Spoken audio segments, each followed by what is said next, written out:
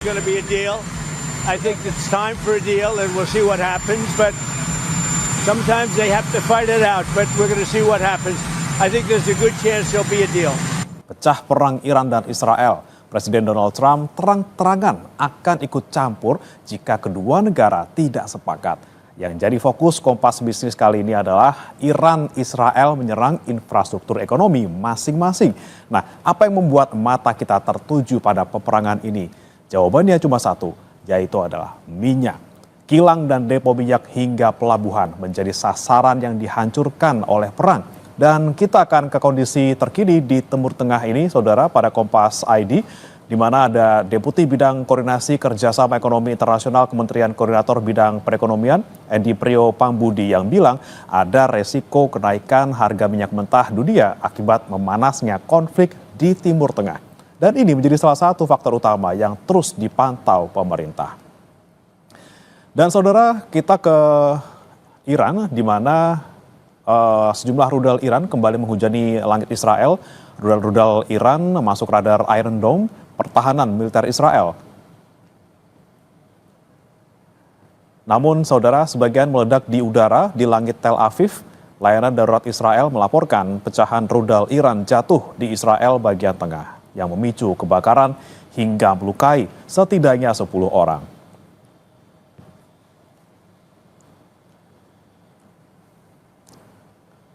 Sementara serangan rudal Iran yang gagal dicegat pertahanan udara Israel menghantam sejumlah lokasi di Israel.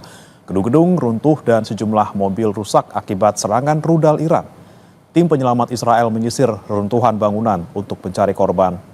Iran meluncurkan lebih dari 100 rudal ke Israel sebagai balasan serangan Israel yang menewaskan pemimpin militer Iran serta sejumlah fasilitas militer di Iran.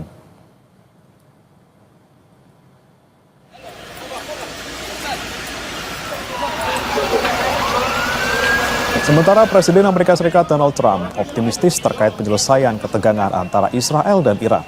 Trump menyebut kemungkinan besar akan ada kesepakatan antar kedua negara untuk meredakan konflik. Israel meluncurkan operasi Rising Lion yang menargetkan fasilitas nuklir dan militer Iran. Sementara untuk membalas, Iran meluncurkan operasi True Promise 3. Well, I hope there's going to be a deal. I think it's time for a deal, and we'll see what happens. But sometimes they have to fight it out. But we're going to see what happens. I think there's a good chance there'll be a deal.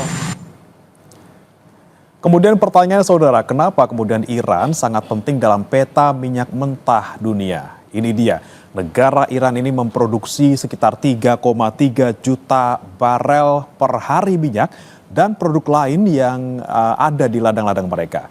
Bahkan sebagian besar, tepatnya 2,2 juta barel produk migas Iran diekspor setiap hari.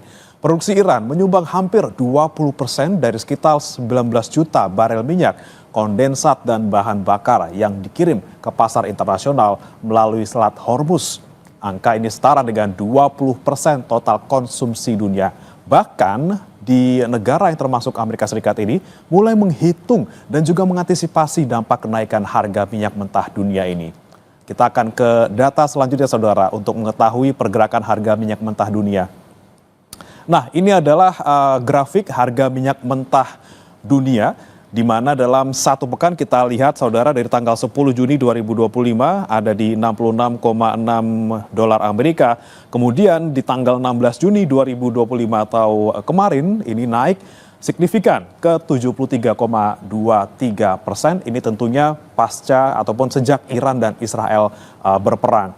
Kemudian mengapa harga minyak ini juga penting bagi Indonesia? Begini, jadi kita ke Australia terlebih dahulu. Meski negara ini jauh dari konflik, ini mereka sudah bersiap jika ekonomi tertekan akibat kenaikan minyak dunia. Harga bahan bakar di Australia ini bisa naik hingga 12 sen per liter. Nah, pertanyaannya, bagaimana dengan Indonesia? Setiap harga kenaikan ICP 1 dolar Amerika Serikat ini, maka belanja negara akan naik sampai 10 triliun rupiah. Kemudian bagaimana kondisi harga minyak Indonesia? Kita ke data selanjutnya. Nah, saudara, ini rata-rata minyak ICP 2024 atau minyak mentah Indonesia di tahun lalu atau di tahun 2024 ini adalah 70 dolar Amerika per barel. Kemudian pada Mei 2025 harganya turun ke 62 dolar Amerika Serikat per barel. Anda ingat tadi kami bilang bahwa ICP naik 1 dolar, maka belanja pemerintah naik 10 triliun rupiah. Tapi sebenarnya ada juga nih pendapatan yang naik yaitu 3,2 triliun rupiah. Namun belanja yang lebih besar ketimbang kenaikan pendapatan inilah yang wajib diwaspadai karena berisiko pada defisit anggaran. Dan kita akan dengarkan saudara, ini ada pernyataan dari Direktur Keuangan Pertamina Emma Sri Martini tentang hitungan Pertamina atas harga minyak mentah dunia dan Indonesia. 2025 dari seluruh parameter di global, 2025 dibandingkan 2024 terjadi perburukan dari seluruh parameter, baik itu Brent, crude price, MOPS, itu semuanya melandai di 2025. Jadi kita prediksikan bahwa akan terjadi pelandaian dibandingkan 2024. Kalau kita lihat year on year 2025 dan 2024 memang sudah terjadi perburukan. Nah, namun demikian kita coba mitigasi dan strategize. Ini yang kita akan coba di second half. Namun kita lihat bahwa ini tak terhindarkan dari sisi ICP. Kalau kita lihat dari posisi YTD saja, sekarang di level sudah di 70 dolar. Dan di current May itu levelnya udah di 62 bahkan. Nah ini yang dari upstream ini sangat kena pressure yang cukup dalam, belum lagi dari sisi impairment, dari sisi aset hulu.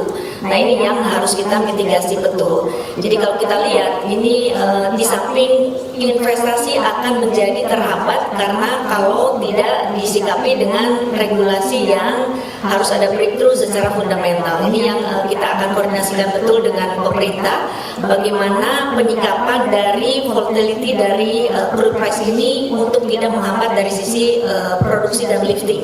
Ini yang ke depan kita akan sikapi betul bagaimana reform dari regulatory framework dari sisi upstream dan oil and gas sektor ini yang harus kita sikapi betul untuk tidak menghambat percepatan dan target pemerintah 1 juta barrel di tahun 2008 ini ke depan.